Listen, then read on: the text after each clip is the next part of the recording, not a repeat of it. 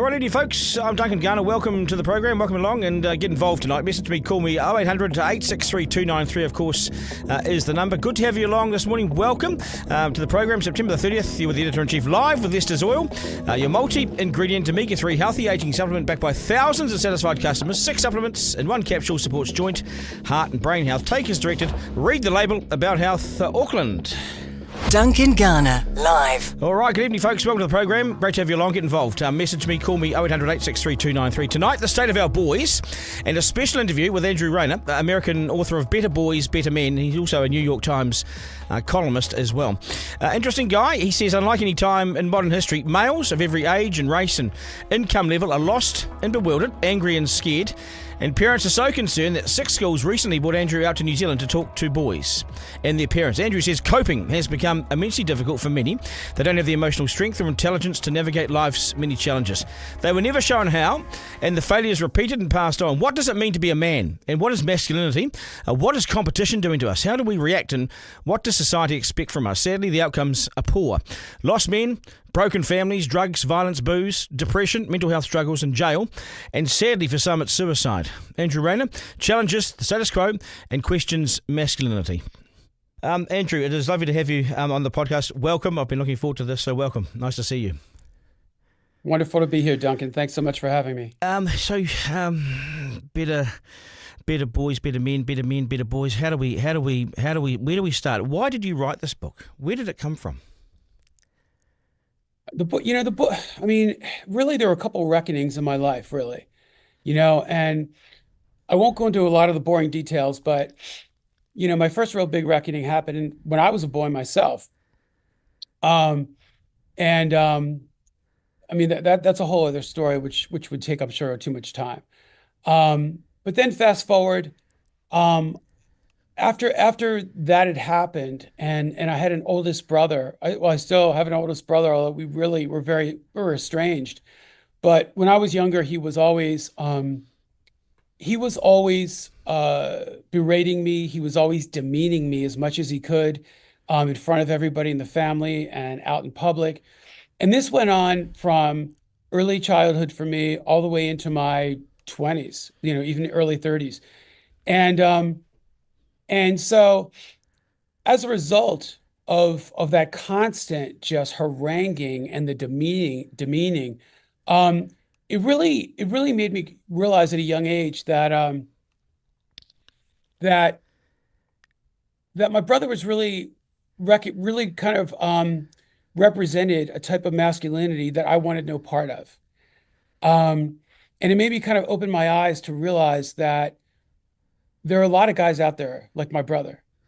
And there's a lot of ways that guys behave that I didn't trust and that I kind of saw through to some extent. And it really turned me off to a lot of ways of being a braggart, of demeaning other guys to make yourself feel better, of being dishonest about who you really are and the deeper parts of your emotional being, not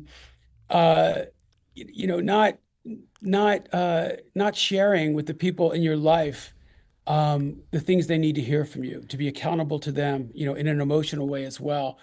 And so fast forward from that, when my wife had a son, my wife was pregnant, we had a child. I had a son, and that was probably my third big reckoning in my life. And I was faced with this question of, how am I going to raise this boy? Because I've had my own pitched battles my whole life with a lot of forms of masculinity that I took issue with. And I thought, this is tough, because on the one hand, I don't want my son walking around with a target on his back. On the other hand, I also don't want to raise my son in ways that I know would be ultimately detrimental to him and to his well-being. And so it really kind of kicked off, I shouldn't say kicked off, it really kind of tore the bandage off. It really tore off the Band-Aid that I had on for a long time, and realized that I had to look at that wound again and re-examine it and think about how I needed to show up for my son in ways that felt authentic to me, and in ways also that um, in ways that I knew that he would be coming back at home when he was older with ways of seeing the world that I know were going to rub against me the wrong way. And so I started teaching this course at the university where I work called Towson University.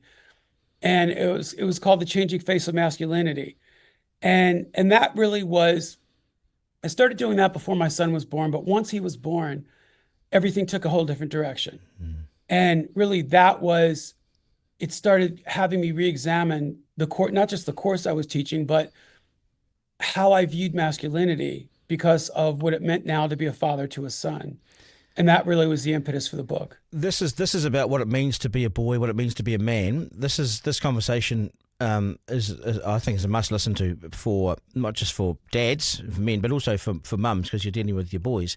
And That's right. And so, what is masculinity? What is masculinity as we knew it, and what should it be as we're about to know it? Like, it's very different. Masculinity is very different to when I was growing up then to what perhaps expectations are now. But then, of course, there's a massive cohort in the middle that want that masculinity to remain the same as it's always been, but that's no longer fit for purpose. Is that correct?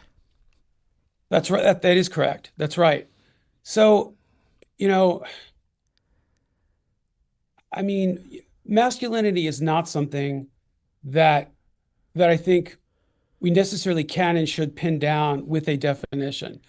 And I say that because I agree with you. I think that the masculinity that so many of us grew up with, there are definitely parts of it that are absolutely worth keeping, and worth handing down. Um, if you can be a protector, try to be a protector. And not everybody can all the time, and that's okay. But if you can, it's a good thing to be. It's a good thing to be accountable. If you're in a family, it's a really important thing to be accountable to people and to your family. But there are parts of it, no question about it, that really never have, and definitely still no and definitely don't serve boys and men. And to give you a good example of that, it's this idea of being the lone wolf, of feeling like you have to handle everything on your own. And I got to tell you, Duncan, as a quick aside to that, when I was in New Zealand, one of the things that I would ask the boys when I was working in the boys' schools, I'd say to them something I ask all the boys I work with here in the States, which is, true or false, if you are an ascending man, you really should be able to handle most, if not all of your problems on your own. You should find ways to do that. Hands always shot up. Now, we want boys to be independent, but there's a difference between being independent and feeling like you need to handle everything on your own all the time, or you fail and you are incompetent as a man. That's hugely problematic. And that's one of the huge things that is driving the loneliness for boys and men that starts in their teens, goes all the way through middle age. And so when we talk about this idea of masculinity, we do need to have a new toolkit in order for boys and men to thrive, because one of the things that's happened, for better or for worse, is that in schools and in the workplace and in relationships, in terms of, romantic relationships when you get older, the expectations have changed. And so there's a new toolkit that's required, in terms of learning to be more empathetic, learning to be more self-aware, learning to be a better communicator, learning to be a better collaborator. These are just some of the skills that boys and men need, that they're still not being taught, but yet they're being expected to know through osmosis. And that's a setup for failure. But they're necessary in schools. They're necessary more and more in the workplace, and more women expect men, young men and men to meet them where they are in terms of having these skills, or the game is off. And this is so crucial, because this is so crucial. This is exactly right. We were brought up in an era where your dad went to work, and he came home at 5 o'clock, and he sat in the corner and read the paper, barked a few instructions. Mum was running the household. So there were defined traditional roles. What I have found in the last 20 years, and my kids are 24, 21, 16, 14, two girls, two boys. I have had to be all things. I've had to be a dad, a protector, an income earner, the soft guy, the cook, the chef, the taxi driver. I've had to be all these things, and many things my dad never did. Now, no one taught me how to do any of that. I've had to learn it on the job. And sometimes we fail. And sometimes that traditional male reaction to failure is not good. And you look at New Zealand rates of suicide are so high, and the highest in the OECD. Our youth suicide rates Right. in the top 5. So we've got problems. But no one ever taught me that. I've had to learn to become a solo dad as well. There are so many challenges in that. And the masculinity approach that I was taught didn't set me up well. That's exactly right. Yeah, absolutely. And one of the metaphor I always use, Duncan, is a wardrobe. We do a great job, as we should, of telling girls and women you can take anything off the wardrobe you want, and you'll still be considered a girl or woman if that's the way you identify yourself. We still limit that wardrobe for boys and men, and we need to expand it because it's no longer serving boys and men in an era. We really live in a new epoch. It's shifted where it's no longer what it was, and it's not going back. And so we're really doing boys and ourselves a disservice if we say, I'm digging in my heels, and this is going to be the way that I was raised and my father was raised and so forth, because that's only going to work for so long. And moving forward, it's really not jibing with really the values and the norms that are changing, as I said, in school settings, in the workplace, and in relationships. So the more that we really kind of cling to many of those old notions, we're really just hurting ourselves. What does competition do? The competitive nature. We have a whole cohort in New Zealand. We play rugby, we play sport, which sport is a great thing. Sport is a great thing. I think it's the answer to many things. But also within sport, in New Zealand, there's a real smash and bro approach. Get them. In New Zealand, if someone looks at you the wrong way, potentially, and you look at the wrong guy at the wrong time of day in the wrong place, you're in trouble. And the whole idea that violence is the answer, there's still a bit of that. Even though we ban smacking and we do all these things, we kill a child every 5 weeks in New Zealand. Our record is terrible. Violence and domestic violence and family violence is huge in New Zealand. We haven't turned our back on that, Yeah, that's right. Yeah. And it's, Duncan, I can just speak, of course, from my own experiences and research with the States, but we unfortunately bring violence to high art form in the States on many levels, but especially with guns. But there's no question. When I was over there, doing the speaking tour at the schools, one of the things I was doing leading up to that was a lot of research in preparation for my talks, and for my conversations with people. And I saw in cold, stark numbers that there were a lot more similarities in these kinds of areas than there were differences when it comes to not just New Zealand and the States, but a lot of OECD countries. But I was surprised to see that with young men, that New Zealand really is of a lot of, I think, of all OECD countries, either near or at the top for suicide. And to me, that's not even the canary in the coal mine. It's the neon light. We should be looking at that and saying, let's work backwards from these epidemics of suicide, because clearly there are obvious answers in that, not the least of which is depression.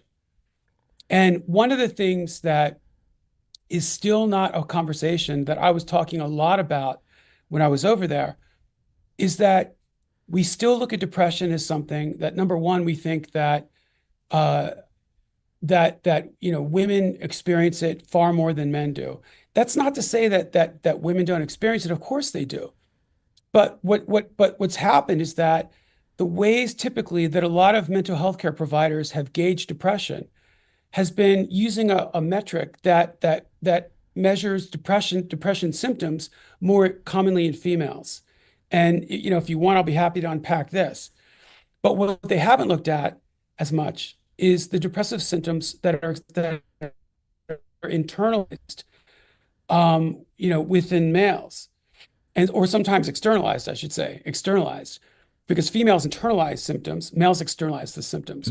And so what happened was when they started using metrics that better gauge depression in males, they saw there was far greater parity. And not only that, but a lot of times males, when they do studies, will not answer honestly, even if it's anonymous, if they think that answering is going to make them appear vulnerable. So just to give you an example of what I mean, when we talk about the suicide that you mentioned, we need to also be talking about depression in really honest, transparent terms, because that is one of the things that is really, for my money, is really kind of one of the stark, blinking neon light reminders of conversations that we need to have a lot more of. So if you're taking all those factors, what you've just said, if men have been slow to be identified as being depressed, and if men aren't honest about being depressed, the numbers of people, men in New Zealand, for instance, who are depressed, we actually don't know, potentially. And it's far greater than what we've thought.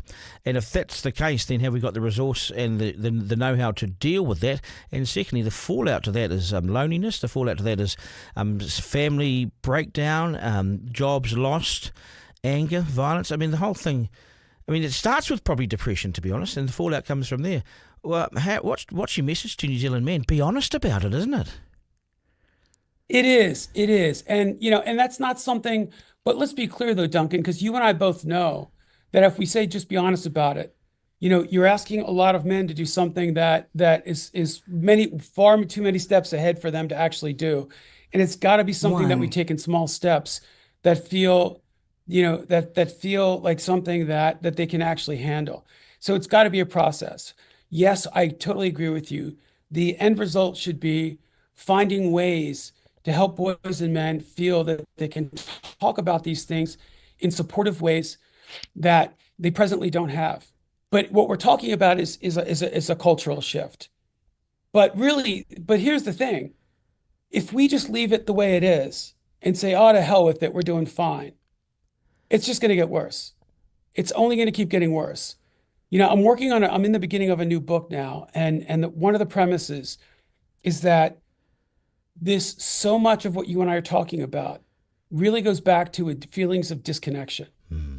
And so much of this is feeling, when we talk about, feeling depressed, when we talk about feeling lonely, what's beneath a lot of this, not all of it, but what's beneath a lot of it for so many boys and men are feelings of disconnection. Because so often what happens is that they internalize so much.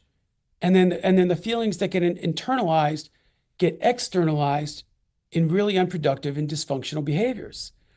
And so a lot of this really does become disconnection. It starts out with the disconnection from other people, and it ultimately becomes a disconnection from self. So my guest is Andrew Reiner, a New York Times columnist and author of Better Boys, Better Men. Your feedback's coming in thick and fast. James has said to me, Duncan, I've said this before to you, but from my dad, who I do love, I learned how not to be. The way he was growing up was the epitome of toxic masculinity. And Nicole says, children learn more from watching their behaviour around them than by what they're told. The eyes see all. The eyes do see all. You imagine how small kids are. They sit down here, they look up and they see everything. We should be aware of that. 100%. I think I'm a better partner than I am a father. That's a good start, says Dave. Yeah, as long as we can acknowledge it and we can make ourselves better men, that's part of it. The book is Better Boys, Better Men. It's Andrew Reiner. Let's get back to the interview.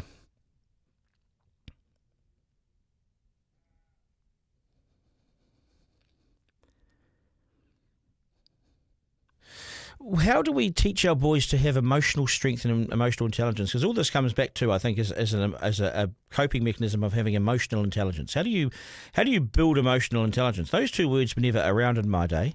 These are words that we only hear about now. Now, so I've taken this on board at home. I don't strike my kids. Growing up, if they were to throw a tizzy, well, I didn't know any other way except to get down on their level and say, "Can you use your words, mate? Let's use words." And that's a battle. Let me tell you, it's not. It is. My father was just going whack, But now you can't do that. So you get down on their level. Now, to me, the outcome has been good. And my wife taught me that. My wife taught me that at the time. So how do we teach emotional intelligence to our boys? How do we get them fit and with the license to enter life as strong, intelligent, capable young men? How do we take them from that blank canvas to a boy that we can trust in society is going to do the right things? How much time do we have, Duncan? I know, it's such man, this is a long conversation, my friend. No, I'll be happy to go through a few things, but one of the most difficult things, to be honest, before I get to some examples or tips, one of the things that's really difficult is that it's extremely difficult for a father to do this if he's automatically uncomfortable with it in himself.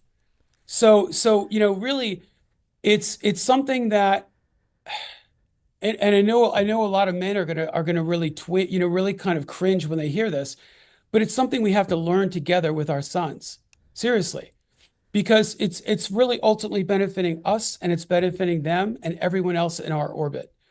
And so there's nothing wrong. In fact, there's a lot right with learning to have a growth mindset. We talk about in business spheres, we talk about the importance of having a growth mindset. So that, as entrepreneurs or as companies, we can continue to grow and thrive and adapt. We need to do the same thing as humans. We need a growth mindset. And so we need to learn how to do this with our sons. To be honest with you, for all the emotional intelligence that I have in some ways, I have been really practicing and learning along with my now 13-year-old son. Yes. And you know what? I'm okay with that because I realize what the bigger picture is. I've got to keep my eyes on the prize. And that means being the best father I can. And it means that I've got to be okay with going through the muck, rolling up my sleeves, rolling up my pants, getting dirty, because it's really ultimately the best for everyone. And so to give you some examples Yes, please. of what we can do, it's really important that we model these things for boys, because one of the things that boys are great at doing is they see through the bullshit. Boys are so good at that. More power to them. And so if we come at them and we ask them to do something and we're not behaving the same way, they're going to call us hypocrites. And you know what? They should. So what that means is that, for instance, we do have to model for boys the behaviors that we want from them. We have to learn how to do it ourselves. And so one of the things that happens a lot in my home is I'm one of these people that the small little things in life can sometimes get to be too much. And so I am not above sometimes losing my cool at home. But what I've done in the past, and I still do it, is when my son's around, and if I explode over something, I go back to him and I say, all right, look, first of all, I apologize because I think I overreacted just now. All right. There's a lot in that right off the bat. Secondly, I want you to know, it's really important that you know that my anger is not just anger. What's beneath it, and I'll tell him what the actual feeling was beneath it. Wow. Sometimes it's fear. And I tell him, when you were playing with that and I just yelled at you, I have to tell you what was the real feeling beneath my anger was the fear that you were going to cut yourself and really hurt yourself. And so what's happening in that moment is what I'm doing is I'm being accountable. I'm being emotionally accountable because it's something I want him to learn how to do for himself and for other people. And it's also teaching him that to really think about what is tied to that anger. Because what we don't want boys and men to do is just look at the anger and think that the anger, that's the alpha and the omega, and that's it. Because there are deeper, real feelings tied to that the more that we can learn to access them and the more that we can learn to process them, the better off we are. And these are things that we need to teach boys. And so these are things that I constantly, have gone back to my son with when I've overreacted. And I'll say to him, when we're driving in the car and I've gotten, really ticked off at somebody who's been really reckless, I'll say to him, you know what? I think I just overreacted just now. What I really wish I had done is just beep the horn and not said anything. Yeah. Yeah. Because that person was driving recklessly, and I need to let them know that's not okay. But overreacting in a volatile way is not the answer most of the time. The only time I should be reacting that way is when I need to defend myself. Yeah, and so this is so good to hear because I do some of this, but not well enough. Some lasting impressions my father taught me with there's always a bigger guy around the corner who will get you. So be careful hitting someone because they could die, and the consequence could be you could be in jail for life. So think about the split-second consequences. I don't think boys Absolutely. think about consequences. I don't think they think about the things in the heat of the moment. A split-second decision. And it happened down the road from my house the other night, 2 weeks ago. There was a confrontation between groups of families. An 18-year-old boy was shot, dead, 500 metres from my home. And they still, last night, were outside having the wake. Now, I bet that everyone regrets that. Even the shooter will regret that because they all knew each other, but he was shot dead. Yeah. This is why, so I tell my son around the emotional intelligence stuff to think about what you're doing in the moment. And if you think that this is going to be bad for you or someone else, stop. And reverse out of it. Whenever I would have an argument with my ex-wife, I learned to walk to the top of the road. Don't stay in the heat of the moment, walk away. And I found that the best advice ever. So I think life is a marathon. I don't think that you learn anything quickly. I think you learn it over time. We evolve as fathers. And It's a constant lesson to each other. Like I learn a lot of my son, he learns off me. And I don't always get it right, and I've only just started to unpack if I yell for something. I try not to, but if I do, I will then say, that's because I thought you were coming here today and you've just changed it on me, so I'm disappointed. So that's my disappointment coming out. But I'm okay and I'm sorry for that. And I reckon it works apologising and acknowledging your mistake, rather than being Absolutely. a stubborn bastard like the old man, That's another big thing is learning to apologize without having to be asked to do it. And that's another important thing, to teach our boys. There's one other thing that I try to do with my son, which is, I will listen to, even though I don't want to, I will listen to some of the music he likes. I will watch some of the TV he likes. And because it's really important to boys that they feel validated. Because that's one of the things that's really important to boys, and they won't ever tell us that, but they do want to feel validated. But the other thing that is really good, as you asked about earlier, about how to really increase this emotional intelligence, is after we listen to the music with the boys, after we watch some streaming platform show with our sons, what is it you liked about that?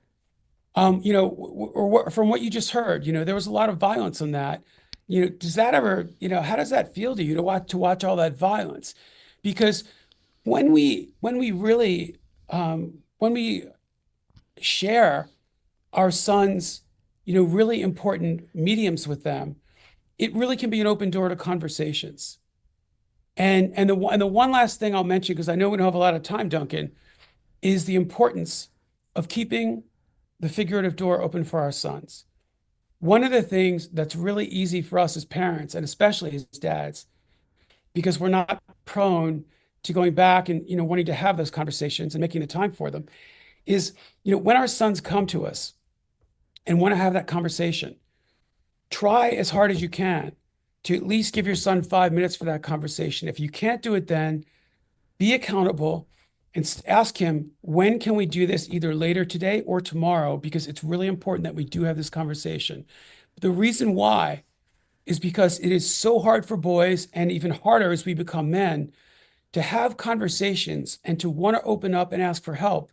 Because, that 3-second walk to one of our parents to ask them to talk, for many guys, might as well be 30 minutes, because it takes a lot of courage to ask for help, to want to have that conversation.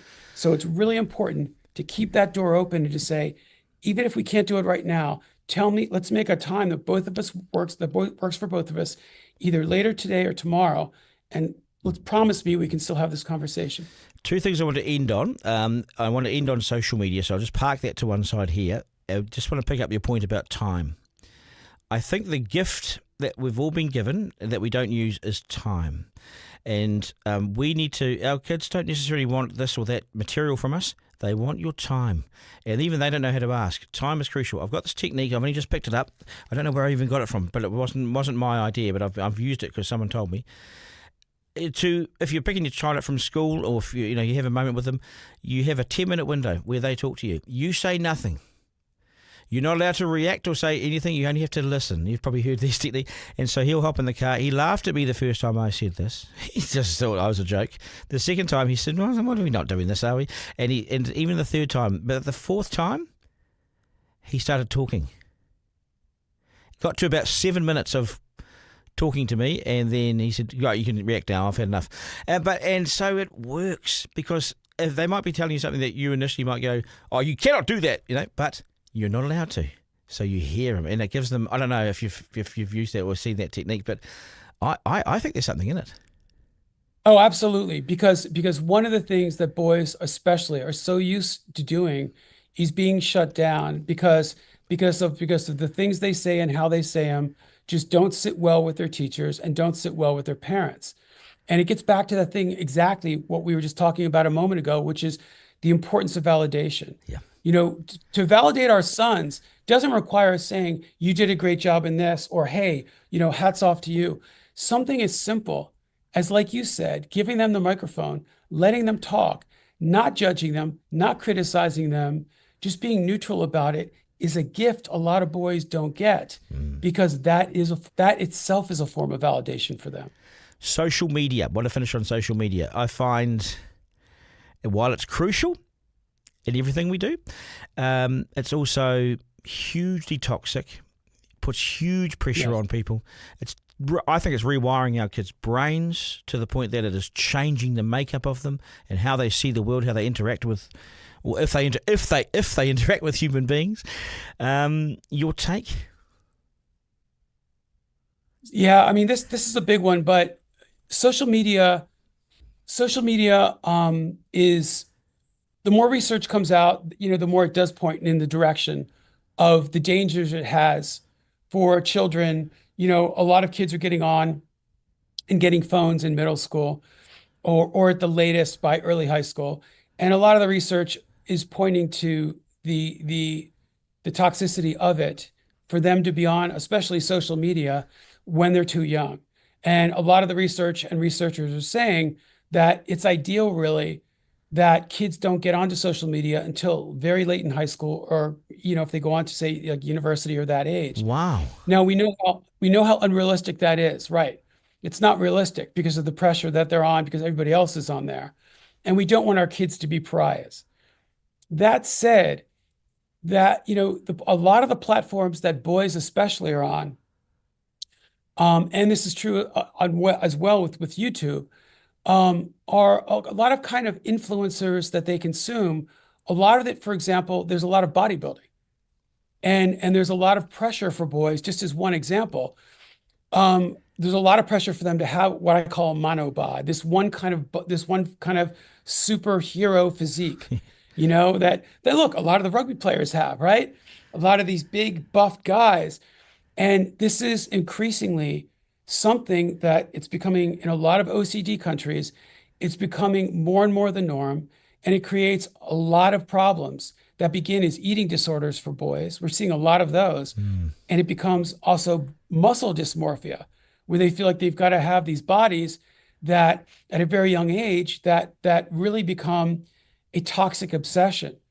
But then, you also look at something else on social media. A lot of the messages that a lot of boys and young men get on social media from the influencers and a lot of their sports heroes are about how, you should be able to succeed without letting them see you sweat. And you should aspire to having lots of bling, having lots of money, having the beautiful babe on your arm, having the great car. What a lot of they don't see and hear is the sweat equity that comes. These people never talk about all of the work and the time and effort that comes in to being successful in anything. And that's not a message a lot of them get.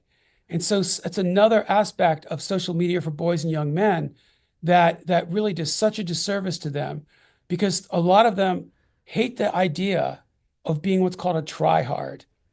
They look at kids in school who are like nerdy and try too hard, and the girls do this, but they're all lapping them in grades and in academic achievement, because a lot of the messages they do get speak to that all of these things should come easily to you, all the success, all the wealth. You shouldn't have to work hard, and this is what you should aspire to. So those are two concrete examples of ways for boys that social media can be really detrimental. I've seen this I've seen high school first 15 rugby games, even this year, and I see the boys come off the field, and I've asked my son what they're up to. And it's pretty clear. They grab their phones, they do their hair straight after a game, and sort out their highlights reel from the game. And the highlights reel gets sent out there in social media. I mean, in our day, we went straight to the changing room and cracked open a beer at high school. Now, both these things are wrong, right? Both these things are wrong, and somewhere in the middle is the right thing. But anyway, that's just an example. Andrew, you've been bloody wonderful, inspiring, questioning, frightening, but alarming, yes, but also realistic and truthful. And but I'll just finish on. I'm hopeful. Are you hopeful? I am. Yeah. I mean, I wouldn't be involved in this if I wasn't hopeful. I mean, look, I definitely have my own dark nights of the soul around this topic, but I wouldn't keep getting up each morning, and leaning into it if I wasn't hopeful. Yeah, it's the Forever Project. I appreciate your time. Fantastic to meet you, and we'll stay in touch. You as well, Duncan. Great talking with you. Okay, cheers, man. Thank you. Duncan Garner, live. So that's Andrew Reiner out of America, and just jumping on YouTube as well. We're on TikTok as well. Hi to my friends at TikTok, but also on YouTube. What you're saying, and I've noticed this is a big debate between Dave and James. I know, James, that you've got challenges with your dad. But I reckon the good thing about you, James, is that you're really honest, and you're brutally honest about yourself and your limitations around your dad and everything. And I don't know, I reckon you're a better person as a result. And you haven't gone down that path either, James. I'm talking to you directly here, mate. And also Dave as well, getting off social media. You stop doom scrolling. You leave your phone on the other side of the room at night, so it isn't right there. You don't drink hardly these days. You want to give up within the next 12 months, says James. You're doing the right things, mate. You're doing all the right things. Yes, booze makes our problems bigger, says Nicole. And our past experiences are tools. Use them to create your future. Like, I've stuffed up on alcohol, and I readily accept that and admit that, and I'm not proud of it. So I don't drink much anymore, or drink at all. So I've become a better person. It's the only way to do it. You got to own it, admit it, own it, move on. But you've got to admit it. You got to say when you got a problem. Right, let's do some questions. 3 questions from the Editor-in-Chief. 1. At number 1, did the government have to cut funding for Te Reo Māori to give it to maths or mathematics? No, it could have cut anything it liked, really, and given it to maths, but this was deliberate. It's about priorities. It's a much better headline and plays to their voters more if you say, cut 30 million from Te Reo Māori for maths. It's better than the headline that says, we've cut woodwork, who stepped aside for maths. It's deliberate. It's a nod to their voters and what they regard as important and what they also regard as least important as well. 2. At number 2, how's this one? Does Willie Jackson have a point about not cutting funding to Māori TV? I'm sorry, the sympathy's low with me, Willie. We've all faced upheaval, and you are not immune because you're Māori. We've all faced cuts and then some. Welcome to 2024. But don't stop misleading them, Willie. Don't give them false hope. It's good for everyone else to face job cuts and smaller budgets, then it's good enough for Māori TV as well. You have to suck it up, mate, I'm sorry. 3. At number 3, is there any place in sport for violence? The answer is no, and especially when it comes to the referees. An incident over the weekend in Auckland saw a referee KO'd, a sickening KO by a player. Here's the footage. We'll play this stuff now, actually. Here's the footage. We'll just play this down. It's not great. Police have been called in. Assault charges are pending. I say ban this guy for life. What a dickhead. Have a look closely here. He just decks the referee, who gets completely KO'd. Thank God the guy on the sideline was a police officer who was on the assistant referee. It's sickening stuff. Send him to court. The police are involved. Send him to court. Oh, what did you do there, Isaac? Did we have a good look at that? Did we see that?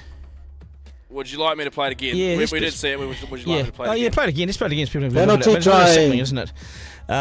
But yeah, so he walks across. There's the teams coming over. There's a short guy there, and bang! Just look at that. No, they've seen that. Yeah, that is sickening. He'll go to court for that. There'll be assault charges there. You don't do that to referees, Isaac. No. There's all, like, people are going to argue. Well, hopefully they don't argue, but people will say, it's all the passion of the game and stuff like that. But nah, that's not passion. That's not passion. That's not passion. Thuggery, mate. Yeah, it's great. It's not. It's Yeah, thuggery. It's disappointing. Like someone that was truly passionate about the game would take that out on the field, and they'd get the ball in the next play, and they'd go in and they'd play hard.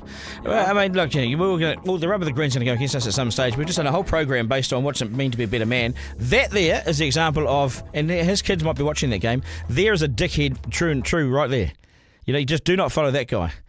He should be banned from the game for life, I reckon. Disappointing. Right. Especially like, oh, sorry. Carry on, mate. Yeah. But especially to see that in a local game as well, there would probably would have been families around.